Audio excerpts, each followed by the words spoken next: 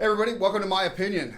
This week I'm stoked and honored to have Mikal Reid here, a mixer, producer, and a guitarist. Michael's got a lot of accolades to his name and just such a cool cat. Man, thank you so much for coming here. Thanks for asking me, Maya. Yeah. My opinion. My opinion. And speaking of my opinion, it's been great. Jasmine Tea was cool enough to... Oh, the funny thing is with the water, it's like really hard to see the my opinion. Oh, well. I guess if we drink it down, it'll become more... Do a logo later. Oh, man. Cheers. That's great. Yeah, man. Is that LA water? It is highly filtered. But I'd be lying if it didn't come from the tap. I'm trying to give back to the economy, you know? I guess. Yeah, give them back. And I don't like the whole thing about, you know, using the water bottles because, like, the tossing, I'm not... I appreciate recycling, but if I can reuse anything, I try to go that route as much as possible. I'm with you. Although, when I go to the store and they don't want to give me a plastic bag, and I'm like, do you see all the plastic stuff in here that you could get rid of before my little bag that I use as trash bags? Right. Nobody ever gets that. Why is that? I don't know. I think everybody's too busy being woke, but that's probably a whole nother episode that we probably an area we probably shouldn't get into here. But who knows, dude? You know, it could go anywhere.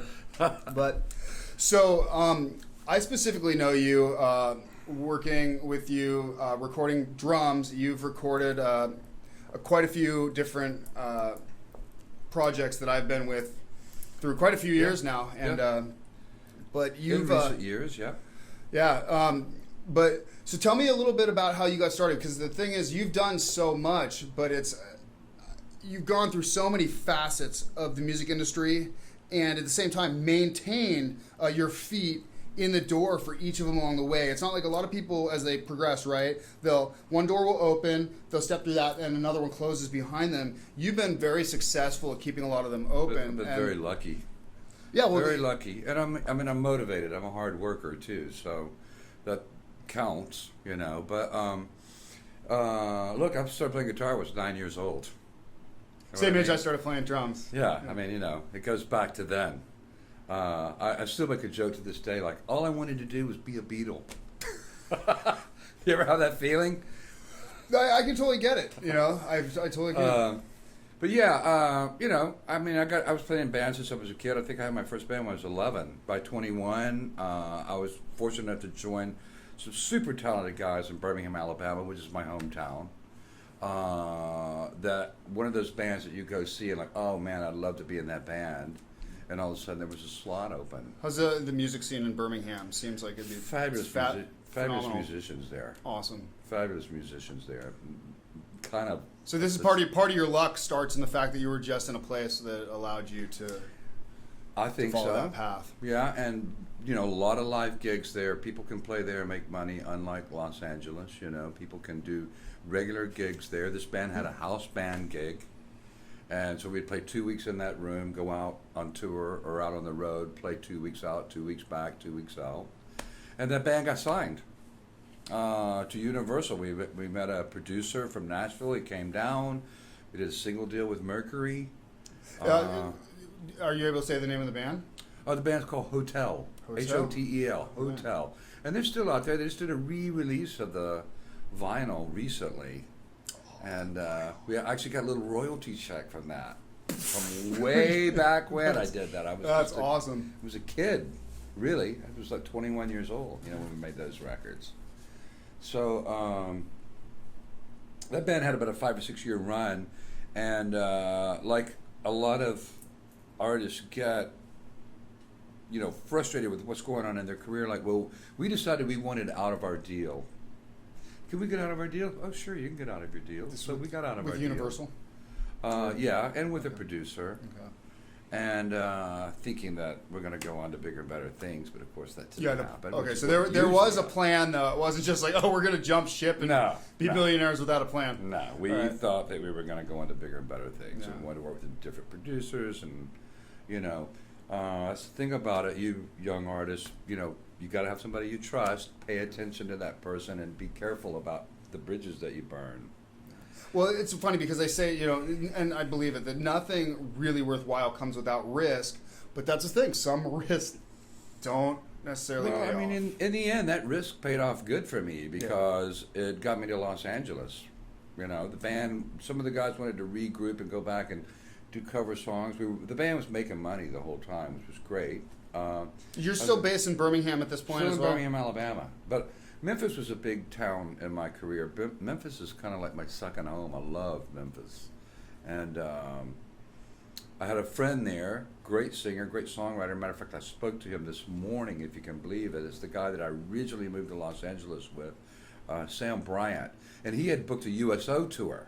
Oh, awesome. Right when awesome. my band broke up.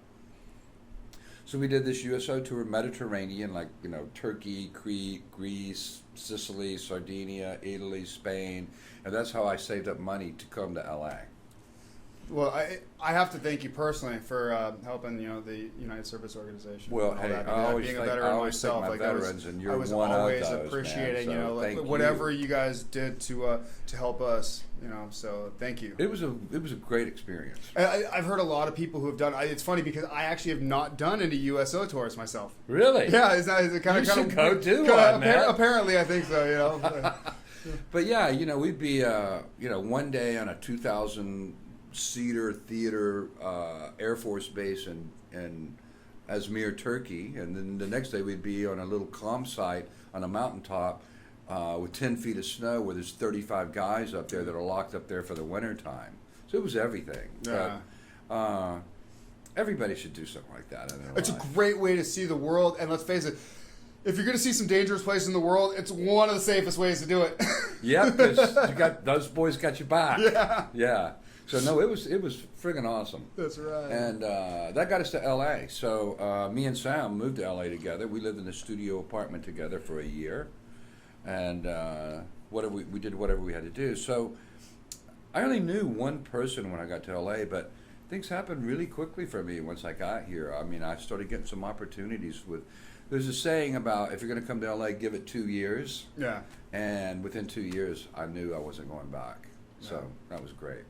I mean, that's, you know, everybody that thinks about leaving their hometown, just remember, it's not going anywhere. You can always go back, right? It's funny. I've joked for the years now about, you know, the 18-month rule from MI where they get out. It's like, okay, within 18 months, we'll know somebody's going to make it, or generally if they've gone through everything they have, they're going to head back. So It's a big city. It takes a long time. it's a lot of to attrition, network. man. I mean, Yeah. and frankly, the city doesn't care.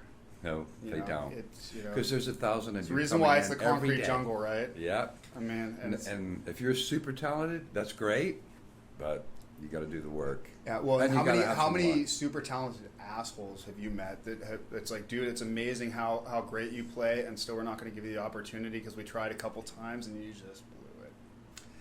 Well, I just talked to. Unless you're that good.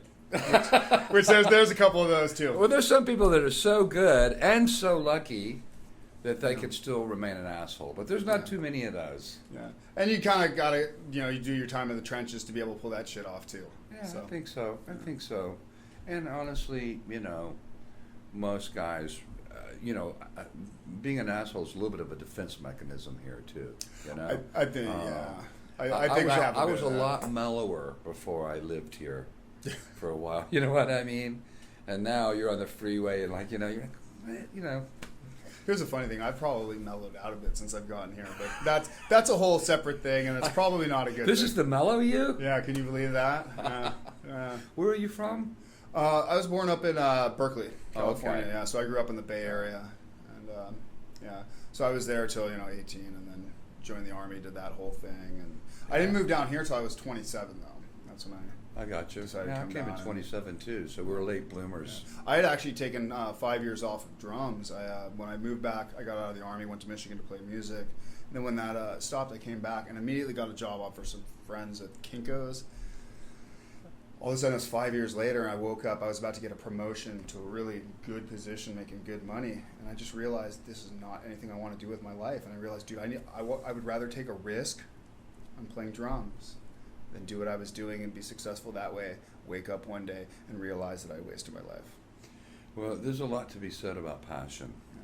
Yeah. And when you, it's hard to follow it, it's hard to stick with it, and it's the most insecure lifestyle you can have. But, you know, if you got a little faith, you got a little talent, you got, that's what they call it, stick-to-itiveness. Yeah.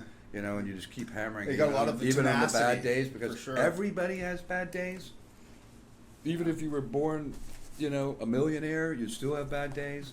If you can push through all that, you know, great things can happen. Yeah.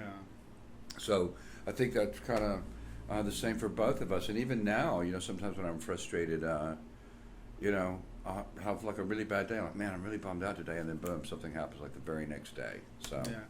Well, it's funny how I think a lot of people too get that idea of like that people that have fame and money and, you know, have done things and are doing things in the world somehow don't have these insecurities. Stuff. It's like for the most part, a lot of them have even more insecurities because it's that constant. How do you maintain that position? How do you maintain the prestige? You know, how do you maintain the image at times that can, you know, I see also tear people down. I don't think you're in that boat, but I know that it's something out there that I've seen. You know, that's an interesting thing because that's not my style of. I'm not a gossiper. I don't like bad mouthing people.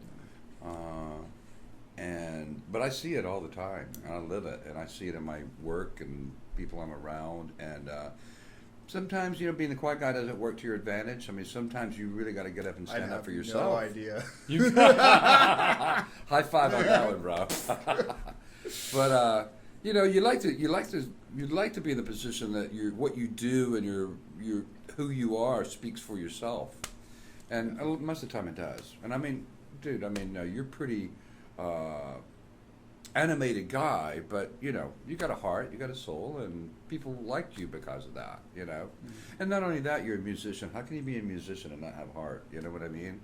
I mean, you really get down to the emotional part of making music and why you got into it in the first part. That's why it's such a high to do it, right? Yeah. A story I tell every once in a while is when I was in my high school band. Because I was first chair. That was another part of my story. I was first chair, first trumpet player. My major instrument in college the first 2 years was trumpet. Shit, I had no idea. And most people don't. And and I was in a great high school orchestra. I mean, we won contests year after year after year. We were kind of known in the state. But one day we were in there. We were playing a Wagner piece, and you know, if anybody's an orchestra musician, we had the trumpet section had about a 64-bar rest, and I'm down like this. Like I always love that in percussion in orchestra when I play drums and there's 108 bars of rest. It's like yeah. And not only that, if you're a trumpet player, the drum section's usually right behind you. So and they're always causing a fuss, right? Dropping sticks and all that. But well, what do you want us to do with 108 bars of rest, bro? Hey, while you continue the story, do you mind if I smoke a bit? You have your own cigar there. No, I'm good right now. Cool. Yeah, feel free. Thank you, though. Yeah. Thank you. Anyhow, I had this guy, and I'll give him you asked me about shout-outs earlier. Bonnie James. I'll give Bonnie James a shout-out. Bonnie just died a few years ago. But he was not an old man when he was my band director. I mean, he was probably in his late 30s, early 40s, but he was he was so passionate about music. So we got a 64-bar rest, or maybe it was a 100-bar rest, and I'm leaning over, and he stops the entire orchestra during this beautiful piece of music going, Mikal Reid, what are you doing? And I'm like, tying my shoe. And he went fucking ballistic on me and let me have it in front of everybody. And like, where do you go to church? Don't you have a soul? Where's your friggin' heart? Don't you care about music? Blah, blah, blah, blah, blah. Well, I'm where I'm at today, and a lot of the reasons because of that guy's passion and discipline toward his orchestra and what he did. I mean, he really expected the best. And I'll never forget that lesson. You know what I mean? Because what he was trying to say is, do you not understand that we're playing this beautiful passage here? This is supposed to move people. And you're not interrupting that you're down there tying your shoe. You're just showing that you don't care. You know? He's got a valid point, I think. You know, I can see that. It's one of those, it's a little intense. Yeah, for a high school kid. But I get the point. I had in junior high, I never really give him enough credit, but the maestro of my junior high band, Gerald Seri, was, at least 3 times I remember, getting the chalk. Remember the good old school chalkboards? Oh yeah. The erasers. So you remember how like there's the felt side, but there's also the not felt side. Right. Yeah. The slate. So one time I remember getting hit, but yeah, and I was doing, I was back there playing timpanis or something, and doing dumb shit when I should have been paying attention. And whack, a couple times I missed. He missed me, but one time he got me good right in the side of the head, and it was like.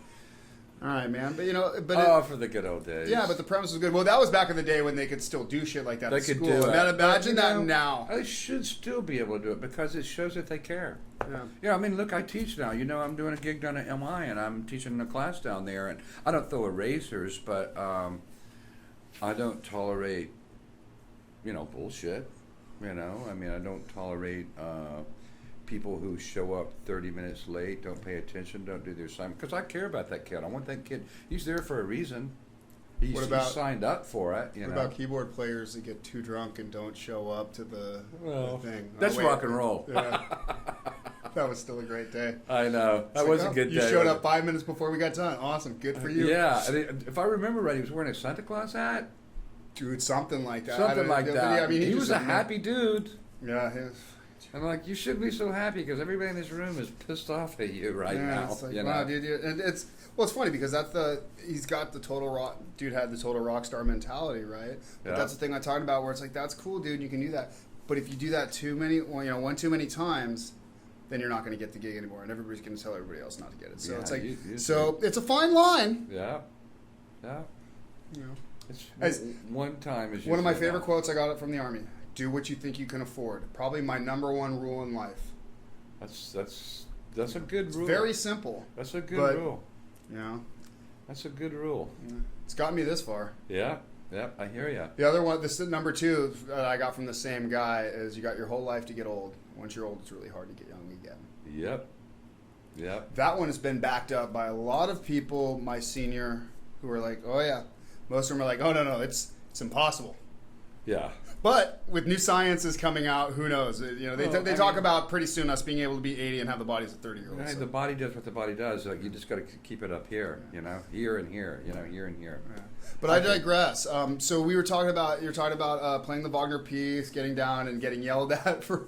Yeah. I assume that you weren't actually tying your shoe. I assume that you were just kind of doing whatever you were doing. I was tying my shoe. Oh, you literally were? Okay. I literally was. I was tying my shoe during the. Well, I'm sorry to insinuate that you were doing anything. Anything wrong. Yeah. So anyhow, you talk about my story. I mean, then after the whole Mediterranean tour thing came to L.A. And I got some great opportunities. And it's funny the other day because I got a 14-year-old nephew. When I first got here, I met a guy, I want to say his name was Bennett Kaufman. He's a player in the music business. He used to send me out. Remember the TV show Solid Gold? I heard of it. It was a lip sync show, and everybody would come on there and do their hit. And this is, something about how networking and making good relationships counts is because my buddy who was my sound man in Alabama had gone on to be a huge sound man. I mean, he's doing David Bowie, and he's doing Michael Jackson. He was doing all these big people, and he was doing a little mini tour. I think he was out with the Smiths for a while. What's this guy's name? Huh? Who's this guy? Bruce Jones is his name. Bruce Jones, okay. From Tallahassee, Florida. And both our light and our sound guy went on to have great careers as light and sound men. They were passionate about it. They were great with us when we were kids, and they went out and got to work. You know what I mean? Jim Chapman was Aerosmith's light man for years, and he did tons of shows. He did the Michael Jackson tour too, the Victory tour, did lights for it. So my crew was putting out my name out there with people while they were out there. And this band called Scandal, who had a couple of hits in the 80s, they were having trouble with a guitar player on the road, and I got the call, would you come out and join the tour and finish the tour with them? And we did the Solid Gold show. So my point is that my little nephew had found the Solid Gold show of us playing on there, and I was this younger guy. I looked pretty good up there. I was actually, wow, look at that, look at me. Young, sexy Michael. Yeah. It was really good. And those guys, by the way, are still my friends to this day. Patty Smythe and Keith Mack, the main two members and writers. I mean, Keith's just been out with Cyndi Lauper recently. Patty is, out, plays a few shows here. I just saw them out at the Canyon Club recently, and Patty's married to John McEnroe, who, I had a great time with John McEnroe. How many people get to do that? That's fucking amazing. Wait. And we're just back, and he's like tossing more drinks than me for sure. But he's a great guy, and so that was the start of me getting some good work in LA. I mean, I was getting paid union for that, and so you're getting union checks off those reruns from those shows, right? And a few other things happened for me by complete accident, and this is why. I like to be inspirational, especially to the people that are trying to make it, because you just never know where shit's going to come from. You just don't know. I've heard so much of that, and it's like all the people that I know that had that one moment, it's always some very strange, obscure sort of thing that came to be. It's never like, oh yeah, well I was just doing this thing someplace, a big show and somebody big happened to be there. It's always some podunk little, or some weird... Yeah. Left field, right field. Yeah. I didn't even see that coming. If the trajectory had just been a little different. Yeah. Well, I mean, but a lot of things happened right during that period in my life. Is that I'll give you a couple examples. One was I met this girl who knew a casting agent that cast a lot of musicians for commercials, and I wasn't an actor, but they were casting musicians, and I was doing a recording session that day with a great producer who's still around. He used to work for David Foster, a lot of famous people, Jeff Passetto. And I'm in the middle of the session, and it's raining in L.A., which it didn't rain much here back then. Lately it has been. Well, dude, I mean, that was an anomaly for like a month and a half. That was weird. I know, it's totally crazy. I'm like, oh, Jeff, shit, I got to go. I'm supposed to go to this audition for this commercial. And I'm like, that's cool, I'll just finish this session. He goes, no, man. Jeff's a big pothead. Yeah. So that's cool, man. Just go do it and come back. So, long story short, without dragging it on, I get in the car. I leave all my gear there. I drive down to this audition.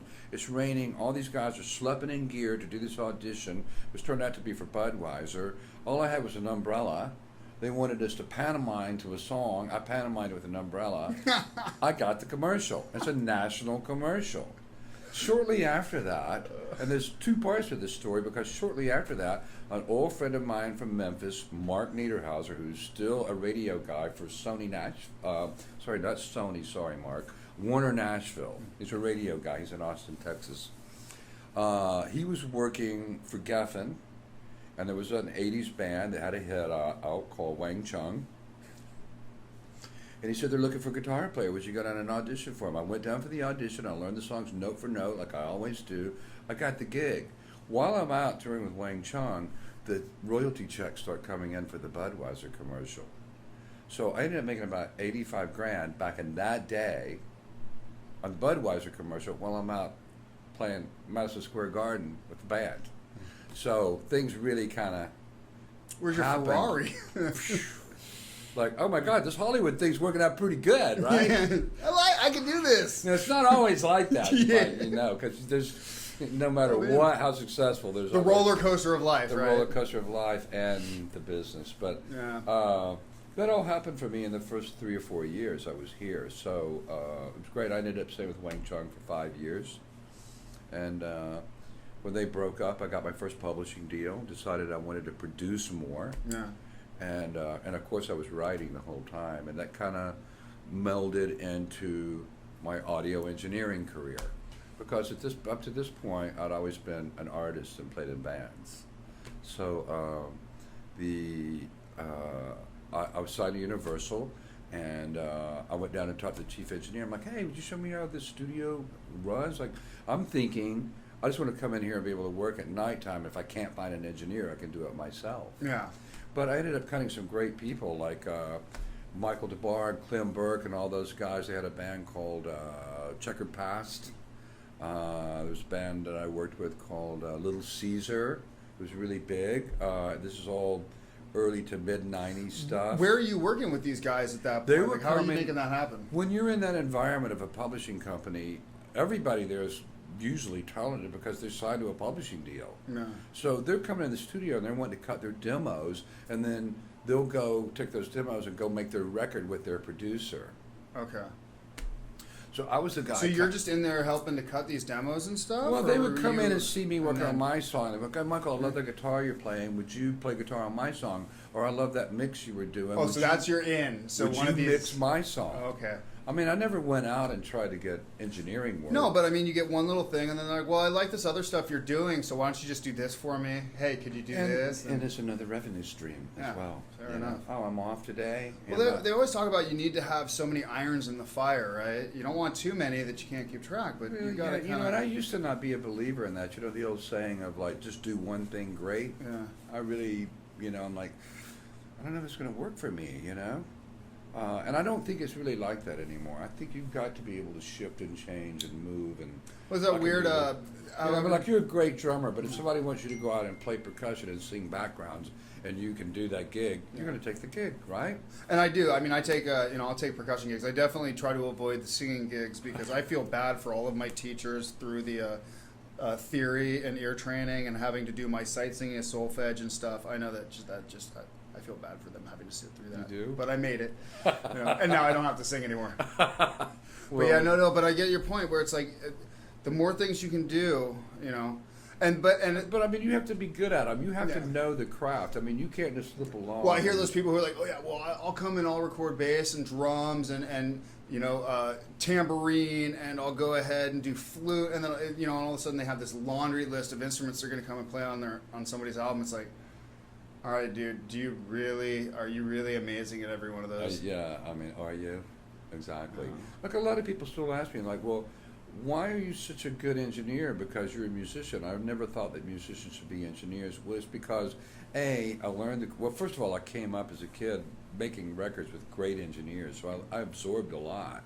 And then when I got into the craft of engineering and mixing, I made a lot of mistakes to learn my craft.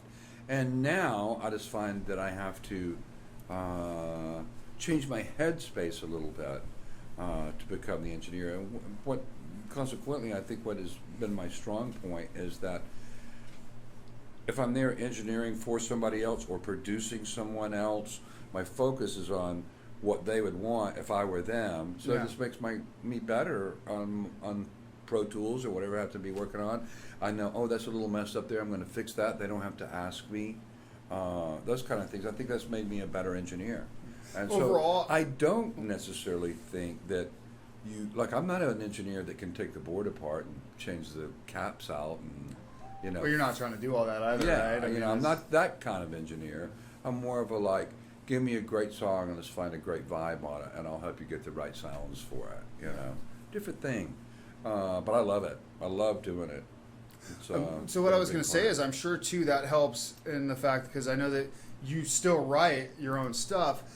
So the ability to be able to write, and I think this is where a lot of musicians possibly have problems moving forward, is you have the ability to write a song and then step back from yourself as the artist, and put on the producer hat and reevaluate the song from an outside perspective, right? Or I should ask, how good do you feel that you are at that? Because I know that that's an obstacle for a lot of people writing, to where they just see it from the way they see it.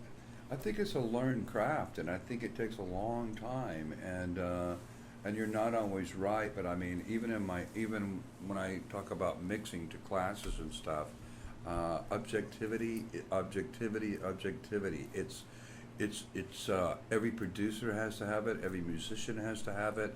Every mixer or engineer has to have it. It's stepping back and getting a perspective on it. You know what I mean? And it's a very difficult thing to do. And I mean, I'm no master at it, but I've learned how to change that. I always just record stuff especially the way things are now. It's not like we used to be. Like we're booking a studio. We're spending $3,000 today. We got to get it now. If you don't have it today, we're not coming back in to get it again. Yeah. Now it's a beautiful thing because you can go let's just try this. If it's not working tomorrow when I get up, if it ain't hitting me, we'll do it again. Yeah. So it's very easy to do now. But keeping your objectivity, like when I'm the engineer. Like I'll tell my co-writer in the back, I'm like, I'm sorry. Like they'd be back there working on the lyric, and I'm like, I'm sorry I'm not happy with the lyric right now. I'm up here being engineer. I'm turning EQ knobs and I'm doing all that. As soon as I kind of got that job done, I'm like, okay, this is good. Let's get back to writing this lyric, you know. And I've done that so much over the years that I think I've gotten.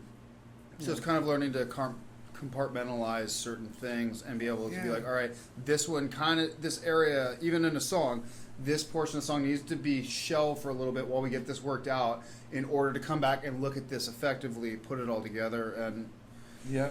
And you know, and look, that's hard to do at a young age because I've worked with a lot of talented guys. My buddy Buck Johnson is playing with Aerosmith right now, and he's also playing with Hollywood Vampires.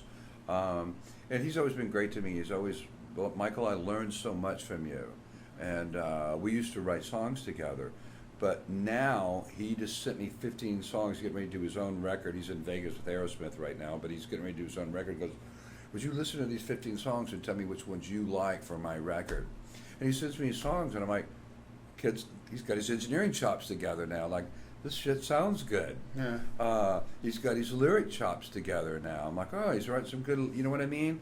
But he's older. He's been doing it for 10 years. It's not like, you know, and that's why when you talk to younger people about not getting discouraged about that, you know, like I had a kid over the other night. He goes, "Now don't judge my mix." I'm like, at that point in time, I don't care what his mix is. I'm listening to the song. Yeah. So, well, again, you know, and that's because you're able to compartmentalize the differences between those and separate them. He's young and may not be able to, so that's why he's asking you to do something that you're like, duh. Listen, I don't know that anybody could do it. I couldn't do it when I was 22, you know? I think, if you live in the studio, you eventually find these other skills that, like, if you just dig in a little bit deeper and learn, like, oh, how did he get that cool drum compression? What's he using? What's the settings? If you learn that, then you know. You know, and I've been fortunate to be able to steal from the best, so, you know. I remember being in a session once, and the guy was like, I'm like, damn, those drums sound, I love the compression. What are you using? He goes, I'm using the Empirical Labs Fatso. And I'm checking it out. What did I do? It's about a $1,700 compressor. I went and bought one. I'm like, I'm putting that on my drums, right? And so you steal from somebody if you're in that environment. And that's one thing great about doing some teaching is that passing that along. Like I had to learn it out in the real world. When you go to a school with guys that really know what they're doing, you can learn at a much more advanced pace, you know, not to mention the networking and all that stuff that goes on there. So, yeah, there's merits to both sides, but I think the academics, learning the academics and getting those foundations can definitely be super beneficial, particularly if you're studying with the right people and you connect with them, they connect with you. And so... Well, it all goes back to Bonnie James. Yeah. So, yeah. You know, I'm not blowing my own horn, but I'm just saying that, you know, for you young guys that are watching this, like, just don't stop. Well, and I can back up what you're saying. I mean, I've worked it. with you for quite a few years and recorded out at your place and stuff, so I can back up everything you're saying about the drum sounds and even more so your teaching capabilities and what you're trying to do and trying to help all these people. Miah-Pinion. You know, and I think it's great. So, and I think you're a wonderful resource. People like you, Francis, and a lot of these people who are just making yourselves available for the youth. There's a lot, especially these days too. Like so many people think that they can just get a computer, get a program, get an interface, and then be able to make it. But it's like, man, there's really so much more to it. I mean, there's some amazing talent out there, but to turn that talent into a polished, finished product. Well, I have a saying about songwriting, and I don't know how I came up with this, but I think it's pretty true. Is, you know, there's this, you know, everybody goes, anybody can write a song. You know, like you hear stories about, like, I wrote this song in 5 minutes. Maybe you did, but the final version, the crafted version that's killing everybody, that's got to do with rewrites and reanalyzing it and changing and all this stuff. So anybody can write a song. Not everybody can craft a song. And that goes for producers, mixers, writers, engineers. It's the craft of it. It's like, okay, I got a really great idea. How do I hone it in to where it actually moves people, you know? I totally get that. In fact, I'm wondering if you'll get a kick out of this. So I had played with a guy who will remain nameless. Now he's a girl. I don't even know his name. Her name. Okay. Sorry. Her. Point being, she said to me one day. By the way, this is why the gender specific thing and all that's really tough for me because I'm just used to what I'm used to. Sorry, I'm trying to grow. She said to me that she had just finished her 1500th song. My response was, that's amazing. Take those 1500 songs, dissect them all, and write 10 amazing ones. And that was taken to be an insult. And I was like, I meant it in no such way. It simply meant what you're talking about. It's like, take your stuff, think about it, rewrite it, reprocess it, make the best version you can before you put it out there. Well, look, I mean, this is another thing that I say all the time. It's like, if I could have a hit song for every 100 songs I write, I'd take that deal. I'd take that deal for sure. Because if you write all the time, I mean, even like famous songwriters like Laura McKenna and people like Diane Warren, I mean, you don't hear the stuff that's not a hit, that they tried and it didn't work. Their success is coming from them just writing all the time. And waiting for that one choice idea that just hits or home, just right? something pops on a certain day. And you go like, today I got a song that's going to matter. It's going to make a difference. It's going to make me money. The other days, that's part of your 1500 catalog, right? Yeah. But I think anybody that wrote to 1500 songs, kudos to them, because that's the other thing is, and I was just talking to somebody about this just today, that I took somebody to a meeting one time with a publisher. And the publisher asked him, said, how many songs do you have right now? And he said, 20. We got out of that meeting, I'm like, what are you thinking? What'd you just tell me you got 20 songs? We got like 80 ideas going. He goes, yeah, but we've recorded 20 that are masters. I'm like, that's not what he asked you. Yeah. He wants to know that you're writing every day, that you're not just coming up with 20 songs and coming in and saying, give me a publishing deal. Just trying to recycle it. He wants to know that you're really a writer, that you're passionate about it, and that you're writing all the time. So for, it's the same thing for anything that we do in the business. I mean, if you're a mixer, you're mixing all the time. If you're a writer, you're writing all the time. If you're a guitar player, you're playing gigs all the time, Yeah. And pretty soon you get to where like, I got this, Yeah. So yeah, I think you gave her really good advice. Myself. Yeah.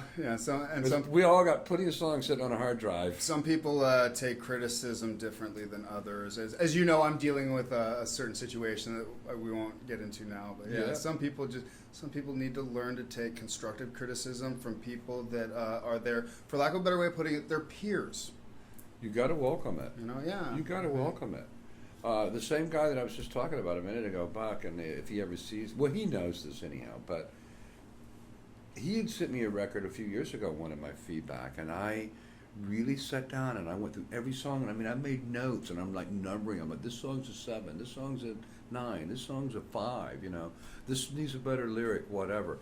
And I made a comment about his vocals on that record because he is a beast of a singer. He was singing Happy Birthday yesterday to Steven Tyler on Facebook, and Steven Tyler's sitting there, and then Steven Tyler gets in and jams with him at the end. He's singing with Steven Tyler every night. What can you say about that? One of the best rock and roll singers on the planet ever. And still doing it. And still doing it. But I criticized Buck a little bit about his vocal production. I said, man, who produced your vocals? He goes, oh, I did all that by myself at my home studio. And I'm like, aha. See, there was nobody there to challenge him. Yeah. And they go like, I think you could do that a little bit different, or you could do that a little bit better, or, maybe you should sing a little lower melody right there, and he wasn't getting any of that. So for a minute, I felt like, I didn't talk to him for a while. I thought, oh man, I pissed him off. Oh, yeah. I pissed him off. He's never going to ask me again for my opinion. Yeah. But turns around, here we are 6 months ago, and he's sending me all of his songs. I'm like, I want your opinion. I'm like, do you really? Because I'm like that. Like, you and I, we're peers. If I give you 5 songs and I go like, give me some feedback, Maya, what do you think about this? Don't don't tell me about the drummer. No. Don't tell me about just tell me how the song moves you. And you have feedback to me, You may tell me 5 things, maybe 3 of those I go like, I don't agree with that, I don't agree with that, I don't agree with that. But these 2 things that Maya said, I've been thinking the same thing. I should go look at those things. So I want that honest feedback. Some people don't want honesty. You bring a very interesting point. If you're in the situation where you're soliciting feedback from other people, I like the idea of taking it, okay, there's the 5 things that this guy said, and you keep track of these, and then, okay, is there a lowest common denominator sort of thing across the board? And then the idea possibly of, okay, there's something that you may not like, but if all 5 people say the same thing, even if you don't agree with it, there may be some merit there. And so I think that's probably, that you bring up a very interesting approach that I hadn't really considered. At least I can't remember. But that's a good call, you know, and it's also a good way of checking yourself and your own ego if you're able to do something like that. You have to leave your ego at the door. Yeah, but that's hard, is, you know. I mean, I know you know, and well, you're probably better at me. Fortunately for me, I've worked with some of the biggest people in the business. Some of them for just a day, some of them for a week. But I've been in the studio with Steven Tyler. I've been in the studio with Ozzy Osbourne, Alice Cooper, Ben Harper, all these guys. And those guys, well, Ben, you were 23. But those guys have every right to have a gigantic ego, and they don't. It's just another day in the studio for them. They're like, they want it. They say to me, "What do you think?" And I'm like, "He's asking me what I think." Steven Tyler, and what he wants is what I think. And so when I get with the young people, or not even young, but it has nothing to do with age really, but people who can't take constructive criticism. If you don't want honesty, don't ask people for it.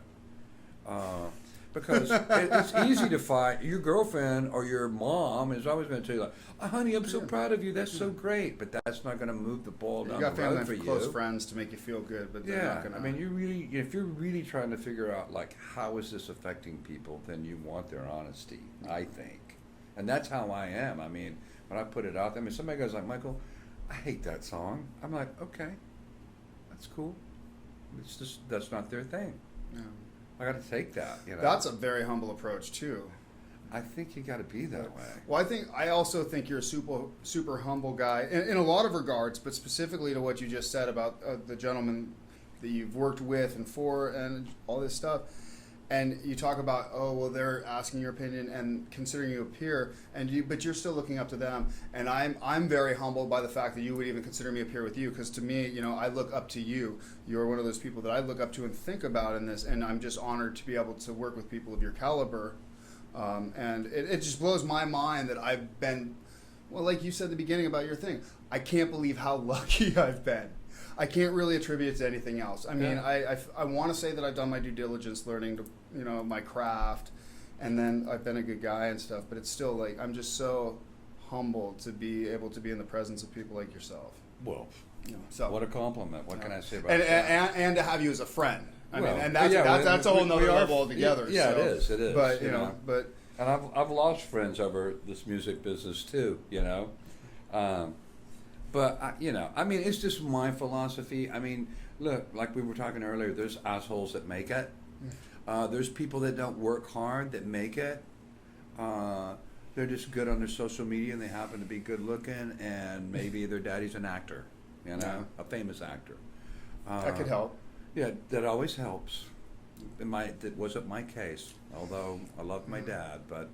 I feel bad for any of the people that are upset at the world because it's not fair, because that you're totally entitled to be able to do it, but the world is going to continue to not be fair. To not be fair. There is a life lesson, my friend. Play the hand you're dealt. Life isn't fair. Bluff you know what? You're right. Play it. Do whatever you got to do, but you have the hand you're dealt, and that's what you get to play. Yep. If you want to fold it, go ahead, but that was your hand. I'm with you all the way on that. Yeah. I'm a believer in that stuff. And, you know, so, I mean, look, it hasn't made me a multimillionaire, that philosophy. But I always think you're not doing bad by any means. I think it could happen at any time. I mean, we have matching Beamers. We have They both need an oil leak fixed. Thanks for hooking me up with a mechanic that can help my that was tough to find BMW. If you guys are in LA, I'll give that guy a shout out. That guy's rad. Yeah, that guy. Sure. I mean, how many honest mechanics like that guy are there around? Blew my mind. Yeah. He's as straight up as he can be, and he still calls me Mr. Reid after all these years. You know. Jeez. Well, Mr. Reid, you know. So, yeah. So, what's the funny part of this show? Dude, it's all funny, man. You're bringing it, man. We need to be. I was going to bring with me. Actually, I had it on a disc, but I realized there's a Pro. Do you have Pro Tools on your rig here? I unfortunately do not. I had to. I remember I'm doing these? the whole Logic thing. Yeah, the CD thing. The CD. Well, the good news is this is a backup CD. You might notice the date on it, 3/17/2000. I love doing these podcast shows, Maya. Thank you for doing it, man. Don't stop doing this. Yeah, but dude, I'm really digging it. So far, it's been a good thing. And you'll grow and you'll change and you'll try and you'll hone your format, just like writing a song or whatever. But this disc, and I've got 13 of them. In 2000, me and a guy named Eric Dover. Eric is a mutual friend of mine from Alabama, who came to L.A. He was playing with Jellyfish, if you remember that. Yeah. What did he play? He's a guitar player. Okay. He got the gig playing guitar for Jellyfish, and he moved to L.A. and he lived in my house with me. And after Jellyfish broke up, he became the lead singer for Slash's Snake Pit. And after that, he became a touring guitar player for Alice Cooper, and he also had his own record deal on Columbia, actually work group under Columbia, called Imperial Drag. So one of these days he might get a good gig, but in the meantime he's doing okay. He's doing all right. He's a happy guy. He's a quirky dude, but one of the most talented guys I've ever worked with. Yeah. But Eric and I became, not only did we make a record together under the name Sextus, but we became good friends and we lived close together. He ended up buying a house with his wife out in Woodland Hills, and I'm out in that area. Yeah. And we did a radio show, which brings me to why I love doing these podcasts. Yeah. And this show that I brought with me was one of the 13 episodes we did. And we're doing something similar to what you're doing. A few more gags and noises and crazy goings on in the room. And no video. If you're down, we can figure out how to get it set up, maybe get it put up on a thing, and I can link this to it so people I don't can have go it up if anywhere. Yeah. Well, I think we could work that up. Maybe even put it into a portion of my, of this, if just to make it accessible. We'll figure that out. Yeah, for sure. but our show. Please go on with our show was called Mobius Fox and Virtual Bert. Mobius Fox and Virtual Bird. It was actually Virtual Bert Reynolds. Bert. Oh, awesome. That was me. I was Virtual Bert. He was Mobius Fox. I was trying to explain Eastbound and Down to somebody the other day. I'm like, you don't know that song? I know, right? Oh, man. So we were kind of doing something like this in 2000, and of course, technology's really opened it up. I mean, I wish we'd stayed with it. It was a fun thing. I really love. How long ago was this that you guys started doing the radio show? 2000. Oh, wow. Okay. Oh, so we're talking. So this is obviously before podcasts existed. I mean, it was infancy. Infancy of the internet was doing its thing. We were having the .com. That was right before real MP3.com. Oh, okay. Remember that one? Yeah.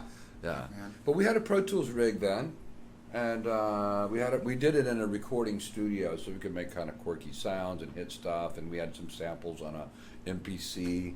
And we just making all like I used to have. You had all the whole little board that you hit for. Oh man. Yeah, we used to I had a sample. I remember I had a sample of Tone Loc going. Forgot what the words he said was, but he was the guy who had Funky like Medina and Wild Thing. Yeah, and you go like, turn it up, turn it up, turn it up. Yeah, stuff, nice. stupid stuff like that. Classic DJ stuff. Yeah. So we had a blast with ourselves. That's why if somebody wants to do a podcast or something like that, I love doing them because, and I got a lot of friends that listen to podcasts now too. I mean, that's what they listen to in the car. So Yeah. Let's try to make this damn show entertaining, shall we? Right? I mean, come with it then, dude. Throw some dirt then. You know, what you got? Oh, I can't do dirt, man. See, here's the problem. We can throw dirt, but the thing is it's hard to throw dirt without names, and then that puts us in you know, compromised positions. And see, here's the problem these days, man, is when it's out there forever. Yeah, this whole blockchain technology coming out and stuff. Yeah, you know, someday you might want to run for, you know, county commissioner. Yeah. You So know? this will like, date me. oh, we're in that show, man. Yeah. He was smoking weed. This will date me a little bit, but my generation, my youth growing up, I'm the last generation that grew up without computers being ubiquitous. I grew up in so when I was in high school was AOL dial-up. That was the internet then. Yeah, all those horrible sounds that I won't even try to make. But yeah, so I mean, it's real. I'm in an interesting position seeing this whole switch over, and so thus I've seen the whole technological switch of basically all these industries, right, of the world becoming computerized, and so it's a weird thing. Yeah. Well, you know, the thing is the perspective on it too, because look, it was our generation that embraced this, and I mean, musicians in particular have always been like pushing the envelope of technology. Yeah. I mean, even in those bands I was in the 80s, I mean, we were doing electronic stuff. We had sequencers running and sample voices on the keyboard, even back then, right? So we are purveyors of technology, but yet that's why I think I have the right to bitch when technology isn't working for me. Yeah. I'm like, man, they messed that program up. It was great before. Right. You know, they keep updating it, and no, it doesn't do what it used to do. You know, so I love to bitch about that. Yeah, because you know, I mean, it's just like, you know, like your iTunes. There used to be like a little black and yellow circle down at the bottom, and it said "burned." You click it, it burns. Now you can't burn anything now. First of all, you didn't have a disc player to burn with. Yeah. But if you did, import it into a playlist, burn playlist. I'm like, oh my god. You know, every time the other day, I have a little bit older laptop, and my computer guy says, just upgrade like 2 versions up from where you are now. Well, my roommate who writes code, he's like, oh, fuck that, man. You can go all the way to High Sierra. Just put High Sierra on there. I'm like, okay, let's do it. Only problem is I thought my email didn't work, my contacts were gone, my calendar was gone. I'm like, but the one thing you needed to work is working right. Actually, the thing I needed the most, those 3 things, is what wasn't working right. Everything else is great. Oh, man. So, you know, so where we live in, isn't it? But, you know, it's like, and it comes back to music software. I mean, I hope you have some musician people watching this, but like, you know, like auto-tune. Okay, I've been using auto-tune for a long time, and there must be some guy that's like, oh, if we design it this way, this will look really cool. If there's changing the cosmetics of it, it's still doing the same thing, right? Auto-tune's been so they one move of all those. the buttons around, you know. So the button that used to be down here is up there, and the button you used to use up there is over there, and maybe they're doing that to get people to stop using auto-tune. Well, wouldn't that be nice? Although I always want to have that in my back pocket, I gotta say. But oh yeah, no, I just hate, like, why did you put all the buttons in 4 corners now? Now I have to go all over the screen. They used to just be in a row. What was wrong with that? That seems logical. It's weird when you have a company that has a UI set up a certain way for so long, and everybody's used to it, everybody knows it, and then they seem to change it for no good reason. And now all the stuff that you knew where it was, it's not there. You it's relearn. Like, why did you do that? You relearn it. It's like, and you know, I mean, a lot of times I get it when there's like massive changes, like if there's a huge firmware change, they're adding a lot of features. It makes sense. I mean, but there's a lot of times where we see things where they'll change the format and the user interface for no reason. There was no substantial changes. They just wanted to do it. And I wonder if it's preemptive. Well, they're going to do it later, so we're going to get people used to it while they still know everything before they have to learn new stuff. Actually, that's probably a viable point. Yeah. I think I just figured out my own argument in a lot of ways. See, it was worth getting together tonight. Yeah, see, well, this is another thing that I appreciate with most of the guests that I've had, and I think more the world needs, is people who can have decisions and rationalize ideas and realize when they've come to a point that maybe, okay, the position I held doesn't seem to hold water anymore. So now I have to seriously look at taking another position. I don't necessarily need to go to my opponent's position or whatever, but the position I have is no longer effective. It's not a safe position. I need to move someplace else. Yeah. I think there's a lot of people that feel like they have to hold their ground in that sinking ship. And it's like, dude, you don't have to get onto the enemy ship, but you can get onto this lifeboat. You can swim that island. You can do anything but stay on the ship. We'll go to that island and figure it out. And I feel like in the world, a lot of people feel like it's either on my sinking ship or jump onto the enemy ship that shot me down. The world's a very confusing place. Right? Yeah, it really is. And look, I mean, social media, even the internet. Although I love the internet, but I don't know if the world's ready for it. Yeah.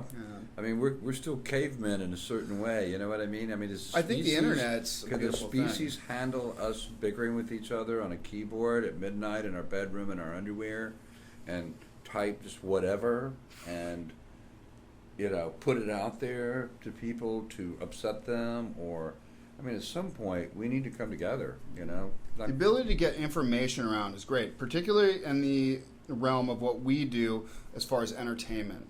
Purely for the idea that it's a beautiful thing. Nail on the head right there. Keeping other things separate. Isn't that what the artist's job is supposed to, one of the artist's jobs supposed to be? Well, that's the funny thing is like most people separate artists, actors, musicians, all these different forms of art. But at the end of the day, my argument is that we are all simply entertainers.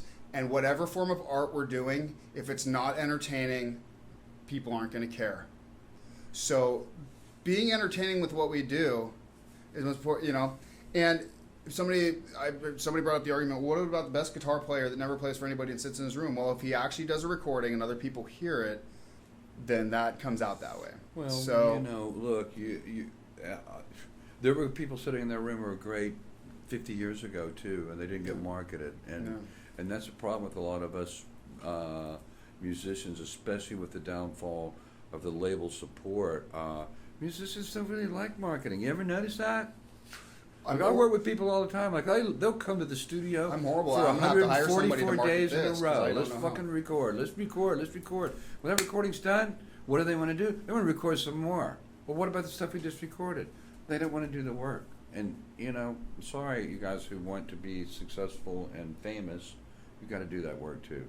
The PR, the marketing, you can't escape that.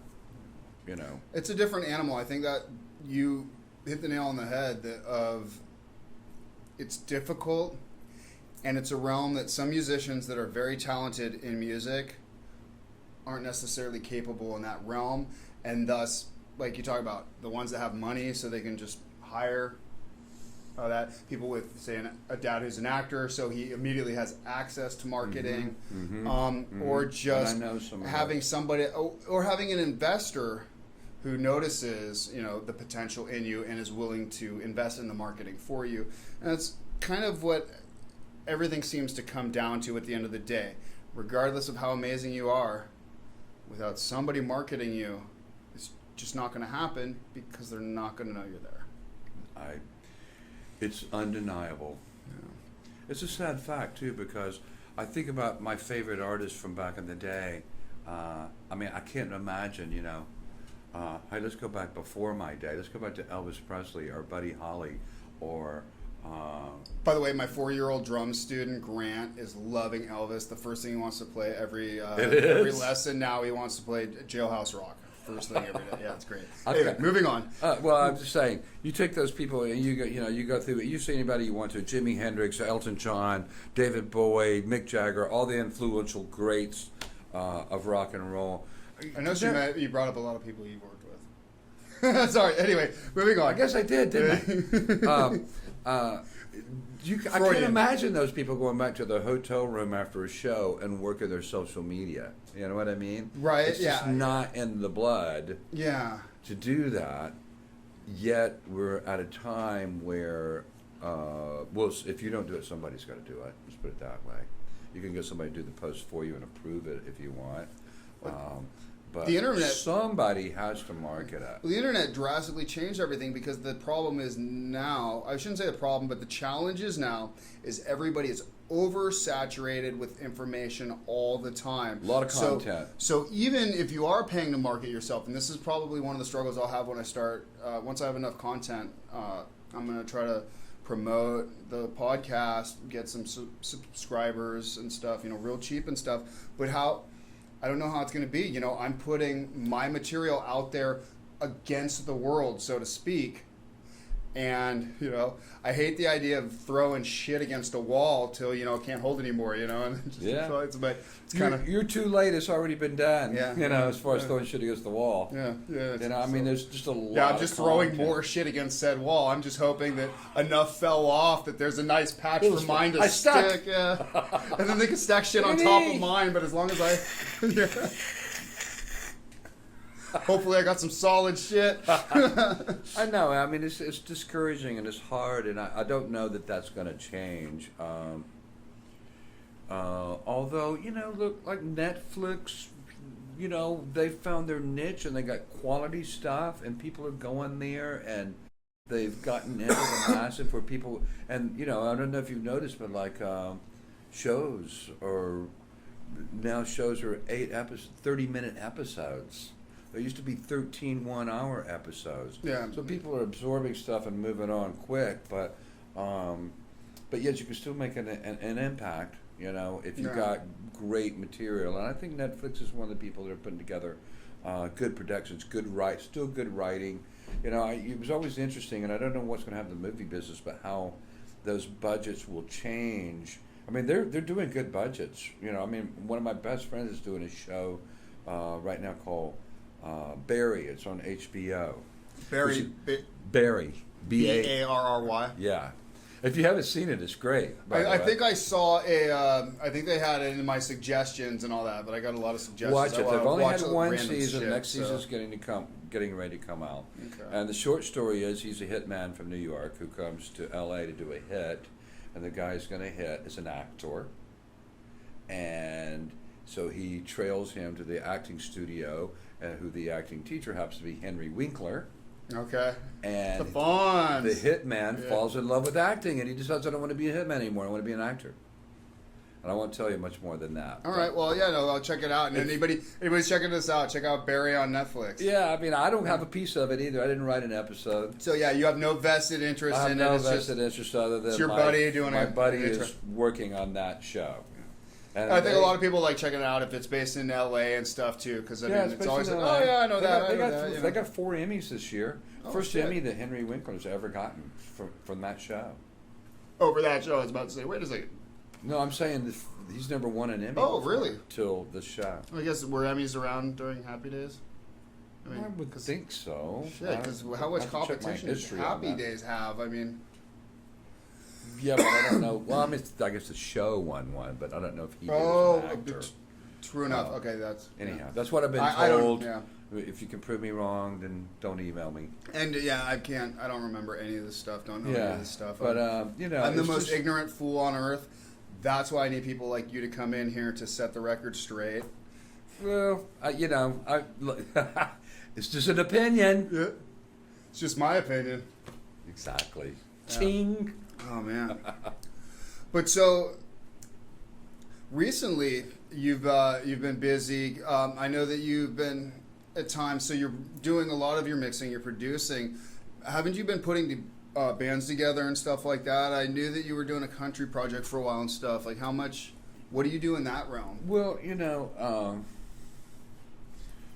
don't know how much I want to say on record here. Okay, I'm just saying it has to do with artist development. And I'm actually working with another guy who I won't name him here, we'll kind of keep it under wraps, who are working on a script for an artist development show. And it's going to be very funny. Because a lot of funny stuff happens when you're doing artist development, right? I can only... Not all good. No. Funny later, not at the time, I guess I should say. But yeah, I've worked with bands throughout the last 15 years or so. I've always been a big fan. I kind of come from doing underground stuff anyhow. The first record I ever produced in LA was a band called the Screamin Sirens. It was an all-girl country punk band. So I don't really normally Country go pop. for the norm. You know what I mean? But I am working on a project now called The Cold Waters, and it's featuring a singer named Matt Shermansky. And the short story is there was a guy that had won, and this is going back about 12 years ago or so, he had won Best Unsigned Artist at Star 98 here in LA. Okay. And a dear friend of mine, a bass player who's no longer with us, rest in peace, Orlando Sims, brought him to me. He played songs for me on my back porch, and I remember telling him, like, dude, you got great verses, but you don't have a chorus anywhere to be seen.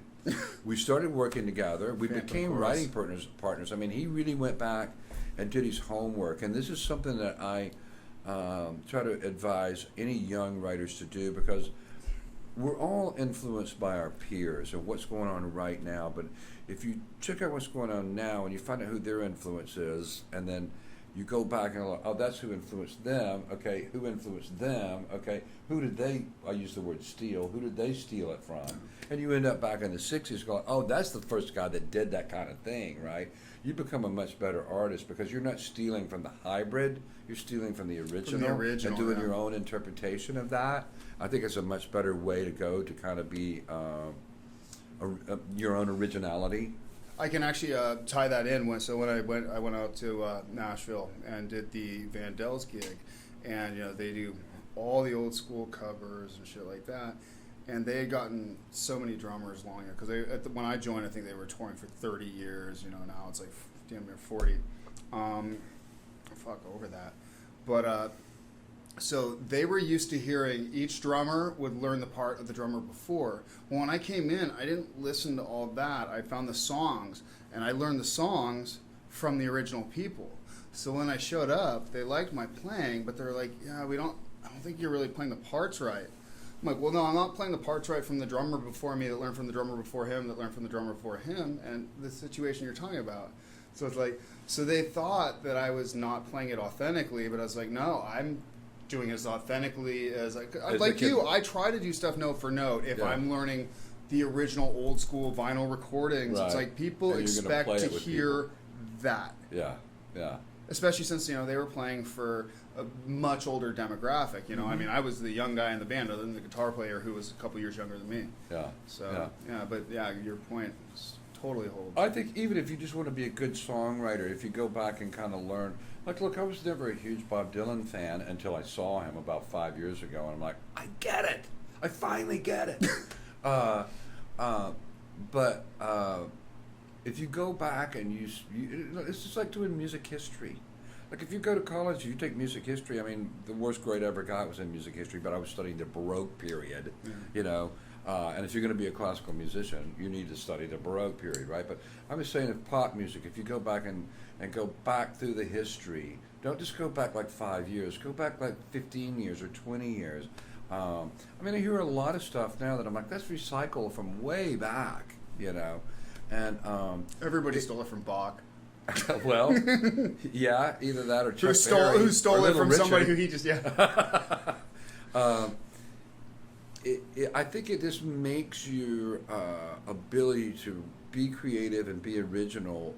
I think it just gives you a better shot at being original, because you're grabbing your inspiration from the guy that kind of did it first. Maybe, what would you... even though maybe he wasn't the first, but he was the first successful one, let's put it that way. Well, like a lot of Jimi Hendrix has a bunch of ideas that I'm sure came from other people before him, but he manifested them in a way that nobody had heard before. Yeah, and they were marketed. Duh. So I mean, most people don't know that Mick Jagger kind of stole his thing from Link Ray. People go, who's Link Ray? I don't know. Google it. So what I would ask, what would you say to the people, and I'm sure you've probably met those people before, who say, oh, well, no, I don't listen to these old people because I don't want to be influence them and have them influence me, and I don't steal anybody else's stuff. I want it all to come from me. Have you met those individuals, and what do you think of that approach to music? I'm going to come off really cynical in this thing, aren't I'm cynical in this thing myself. Sometimes honesty is brutal, right? Yeah. Well, I'm sure that's what people want. I mean, that's the educational portion of this. It's it's entertaining, but dude, bring it. Hey, I used to be the youngest guy in the room. Now a lot of times not always, but a lot of times I'm the oldest guy in the room. Everybody grows. Everybody learns what they learn. Everybody gets what they get. So the hardest people that I find to work with are the youngest person who thinks that they've hit the jackpot, that they've created their own original thing, and you're going like, no, you didn't. Somebody was doing that 20 years before you. Yeah. I'll use an example sometimes that I use sometimes where, and by the way, music is cyclical. Sure. So there's nothing wrong with that, of it being done 20 years ago. I mean, as a producer and an engineer, I mean, there was a time when I would play a sound on a keyboard and somebody go like, ooh, that sounds like the 80s. And now I can play that and go like, oh, wow, that sounds like the 80s. Yeah. It's just a change in Remember attitude, one time when you didn't want to play one time in history where you weren't allowed to play the tritone or whatever. Right, it's like, yeah, it's like, so what's cool, I mean, we're all growing on the planet, and things burn out and then they come back again, maybe in a slightly different way, and it's fresh, and it's hard to realize that when you're young. Yeah. Especially, so I don't want to take the piss out of somebody. I mean, I just met a 19-year-old guy that's writing amazing stuff. Yeah. He's writing it right out of the 80s playbook. I know exactly who his influences are. When I ask him who his influences were, strangely enough, this kid's 19 right now, Pink Floyd. So was that his dad? I don't know. But I think that, the best advice for young people is to learn from the people that have that experience. You know what I mean? Yeah. I mean, there's such a thing as old fogey or old school, or you don't know what you're talking about. But most people that have stayed in this kind of do know what they're talking about. And I'm not talking about a guy that goes, oh, I hate today's music. It's all done in Logic on a laptop. That stuff drives me bananas sometimes too, because I don't think there's a lot of character to it. It's hard to produce because everybody's using the same friggin' sound library. So what makes you unique, So that's a thing inside the business. But I think that people's like, oh, I'm it. I'm going to make it, and I got my own thing. And nobody's ever done this before. I'd love to hear something that nobody's ever done before. I'm down for that, But I think that too much, I kind of tie that with ego a little bit. Either ego or stupidity, where you really have I would say ignorance, in a sense, because that goes also to what you're saying about the other guy, the very talented guy, but he just doesn't realize he hasn't experienced this other thing that is something, he has an amazing thing, but somebody else has done it. There are some just like we're talking about, how do you go from being a touring guitar player in a band to being an engineer to being a mixer to being a producer and a writer. That takes some years to do that, and that's what life's about, isn't it? So sometimes the older guy he can help you. It's like when I work with artists now, we're talking about me doing production projects done with the Coldwaters a minute ago. I mean, I never want to give somebody a contract that I wouldn't sign myself. Why would I want to do that? Why would I want to try to rip? And I just tore apart a contract that I saw a couple of days ago that was offered to one of my friends. It was an awful contract. But when I give somebody a contract, I want it to be fair to them and fair to me, And the same thing goes for opinions on creativity, opinions on songwriting, opinion on performance. You have to go back and like, you know what? I wouldn't have done it that way. That's kind of sloppy, but I love the edge you got on that. That's moving me here. You don't want to, go, oh, I could have done that better. I hate when people do that. I could have done that better. No, you could have done it different, but not necessarily better. So. It's amazing how much subjectivity people push on creativity unfoundedly a lot of the time. You just have to follow your heart, man. And and by the way, you're a young artist, you got to trust somebody. I don't know who it's going to be. It may not be me. Maybe I'm not your guy, but find somebody that you can have feedback off, because you can't really do it all yourself. You think you can. Like you were talking about the guy, like I'm going to play the bass, I'm going to play the guitar, and I'm one of those guys that kind of does that. But I know where my weaknesses are. I mean, sometimes if there's a piano part, I'm like, you know what? I can block chords with MIDI, and I can fix it if I make a mistake, and I can quantize it. But if I want a really killer piano player on here who knows how to add some weird note at just the right time, I'm not your guy. Yeah.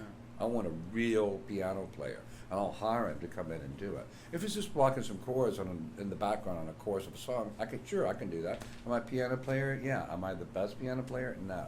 You know. And same thing for me as a guitar player. I mean, I've been a session guitar player, but I never wanted to be a session guitar player that, like I remember sometimes somebody goes, I want to sound just like Paul Jackson Jr. I'm like, well, why don't you get Paul Jackson Jr.? He'll kill it. You know, instead of me trying to sound like Paul Jackson Jr., you know. So I like being stylized myself. I mean, I like having my own identity. Yeah. And I think that even young people, maybe that's what they mean by that. They want to have their own identity, and that I support. But you got to keep your eyes and your perspective open, and you know, like we were talking about, asking people opinions about about your song. If they give you negative feedback, take it. Yeah. Just take it. Sorry, you asked, right? Yeah, that. And especially, like you said, it's the idea of, you know, if there's 5 things and the first 3 you're like, no, I don't agree with that, I don't agree with that, I don't agree with that, but you know what, I'm going to look into that. If you walk away with one thing that changes what you're doing, that makes it better, so what about the other 4? And, you know what I mean? And I think people also have to have faith that if I'm going to ask you to listen to my project, watch my project, evaluate my project, we won't even talk about music now, I'm going to talk blanketly in arts. If I have any sort of medium that I'm going to ask you about, I need to ask you realizing that I'm being honest with you about being honest with me. Yeah. To give me that. And so if I'm then going to get shitty at you, then I'm totally in the wrong and I shouldn't ask you about it in the first place because I don't want to hear it, so why would I ask? And I think people need to take that into consideration. If you're going to ask somebody, ask them because you want them to be honest and you want to be willing to take that honesty. And you need to be willing to take that. And your ego has to be in check, because sometimes it does hurt. Like, people talk about rejection. I can tell you, I get rejected every day on something, especially in this business. There's always somebody that's not going to like your song, or your voice, or your guitar player, or your clothes, or your something. Yeah. So if you have a sensitive spot about rejection, then maybe you should just work in a cubicle, you know, and just do what the boss says, and then you keep your head low so nobody can see over there. Yeah, I mean, because as an artist, you are exposing yourself to criticism. Yeah. That's one thing that makes me a little irritated. Yeah, like you're not just going to put it out there and your fans aren't going to respond, or your anti-fans, whatever. Yeah, yeah. Well, you know, I mean, and I don't want to get off on politics because we could rage about that, but I will say this. A lot of people that criticize, like, well, he's an actor, what the hell does he know? Or he's a musician, or he's a Hollywood elite. I hate that word because I live in Hollywood, right? I'm not a Hollywood elite. Those people that are out there doing that are being, you know, that are on the stage at the Grammys or the Oscars are being criticized, people don't know their backstory. And those people, they're not stupid, and they're not just actors. They took the risk that we talked about. They gave their life. Those people are not Hollywood people. Those people are from Tulsa and Berlin, Alabama, and Franklin, Tennessee, and they had a dream, and they came here to make it come true. And they worked hard, and they slept on people's floors and shithole apartments, and they read, and they studied, and they traveled. And so it does irritate me that people don't realize that what people give up for their art. And if you're actually in Hollywood or New York or Miami or some major metropolitan city and you have an opinion about politics, well, you know, I may not agree with it, but I don't call you stupid because you happen to be an actor. I think that those are some of our really intelligent people. I base it off the merit of their argument. Yeah. What's your position, and what's your argument for it? What's your rebuttal against any opposition? But that which has nothing to do with what they do for a living. Yeah, or exactly. The fact that they made a lot of money doing it. Right. No, that simply comes down to and what's your actual point. capacity for logic, and that's where that's a whole different thing we won't go down. But you know, I want the best and brightest people voting on the subjects they're aware of, you know, Yeah. and that's how. So I guess before we cut it off, are you? I know that you're really busy. You're working with a bunch of people now. Are you taking clients these days, or if anybody wanted to get a hold of you, either to ask you questions, try to work with you, what's the best way for people to get a hold of you? Look, I'm not a big Facebook fan, but I have it for a reason, and so people can contact me. By the way, it's Mikal, not Michael, Reid. So, and of course, you have to friend me on there because I kind of. You have to do an invite to get on there. But, I mean, I can be tracked down there. I can be tracked down. I mean, look, you just go on Google. There's pages about me. There's contact numbers. If you contact me once, I'm pretty freely available for my personal email and my cell phone. So I pass that out more than I probably should. So we'll let people hit you up on Facebook. They can do the work. As far as being available for work, I mean, yeah, I'm looking for work to do exciting things. I'm not just looking for work. Well, I know you're looking to develop artists. Really, right? Yeah, I mean, and the artist development thing is a tricky thing. I mean, I don't want to even do a lot of that because you invest a lot of energy. It's almost impossible to develop more than one artist at a time, you know, because it takes so much work because sometimes you're a writer.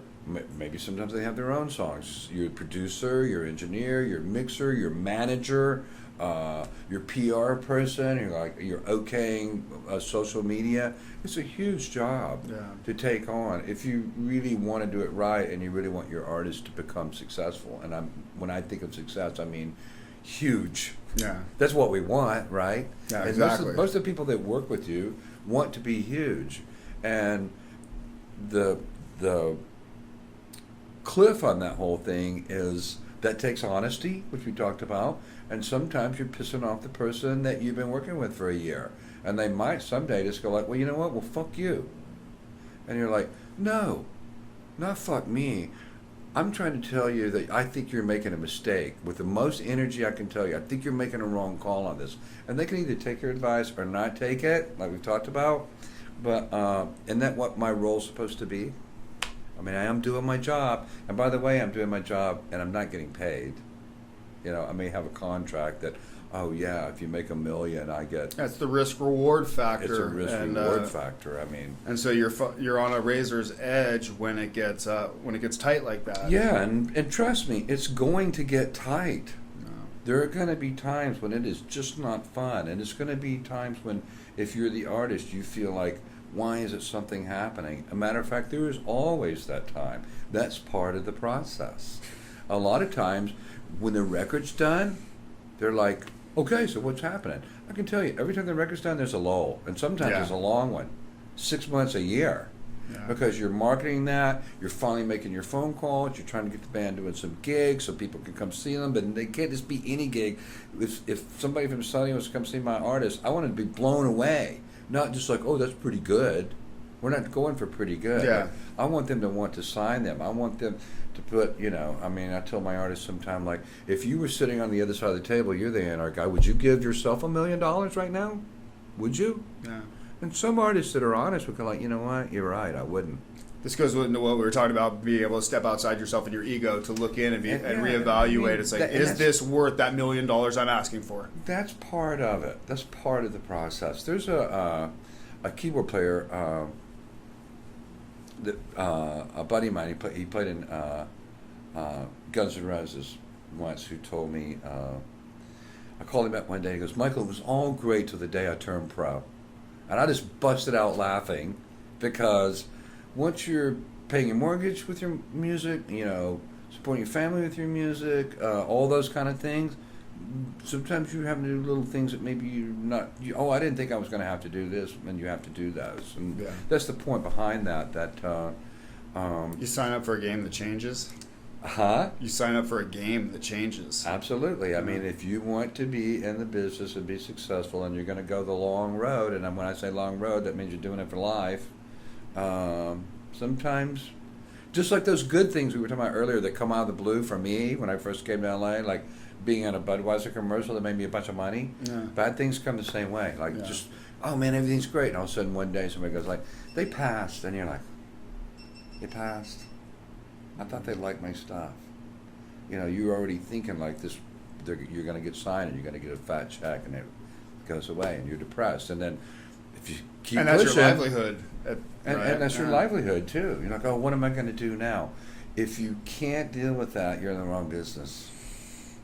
You know, and I maybe people are getting more used to it now because people don't have 20-year jobs as much as they used to. I don't know if it's the case.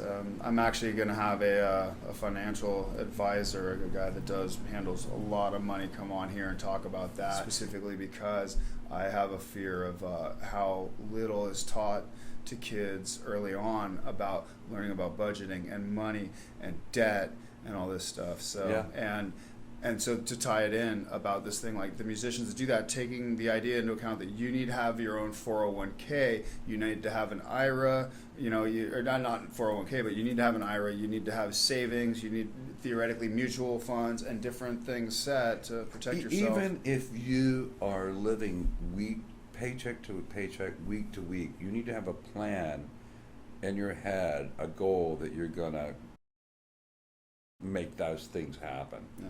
Doesn't mean that you have to have 20,000, 40,000, or 400,000 in your 401k, or even in your savings account. But that's your goal to make that happen, and putting something away. And hey, look, credit cards. I mean, look, I've been in and out of credit card problems more than once in my career. Every musician better have a credit card, and you better pay it because you're going to need it.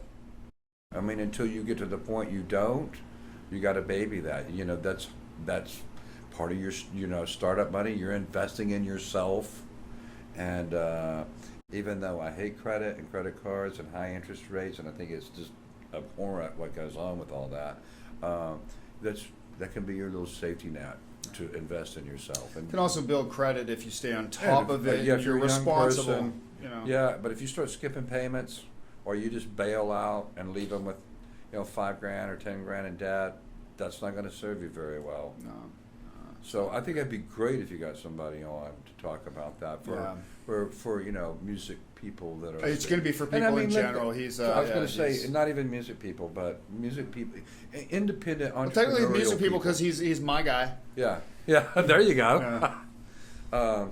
I mean, you don't have to have it all when you're 22 years old, but you need to be educated and thinking about it. Yeah. It's something that, I mean, who knows how long any of us are living, but you got to think about the future. Yeah, and you got to plan accordingly, and particularly, like you said, specifically for musicians, plan on if you have a tour, that tour is going to end one day. What are you going to do? Yeah, and another thing to get used to is I have people go like, I've been looking for a job for 6 months. I'm like, I've been looking for a job. I look for a job every day, and I've been doing that for 30 years. I have a job, and I'm looking for a job because it's easier to get a job when you have a job, guys. You're looking for a job while you have a job, especially if you're in the entertainment business.